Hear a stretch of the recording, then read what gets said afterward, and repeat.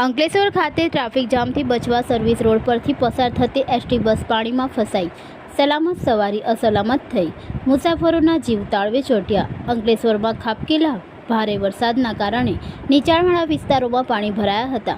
જો કે મેઘમહેરના પગલે જાહેર માર્ગ પર ઠેર ઠેર ટ્રાફિક જામ સર્જાયો હતો। આ ચક્કા જામથી મુક્ત થઈને સર્વિસ રોડ પરથી પસાર થતી એસટી બસ પાણીમાં ફસાઈ હતી, જેના કારણે મુસાફરોના જીવ તાળવે ચોંટ્યા હતા।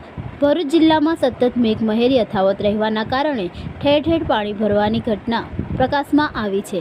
ત્યારે વરસાદને પગલે 24 કલાકથી ટ્રાફિક જામની સ્થિતિ પણ સર્જાઈ છે। મુખ્ય માર્ગ પર પાણીએ જમાવટ કરતા વાહનોની કતાર લાગી છે।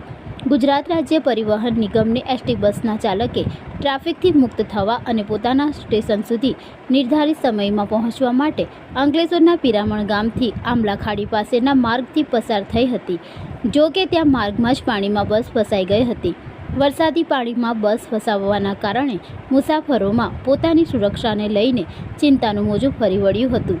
જો કે ભારે જહેમત બાદ વરસાદી પાણીમાં ફસાયેલી એસટી બસને જેસીબી મશીનની મદદથી બહાર કાઢવામાં આવી હતી।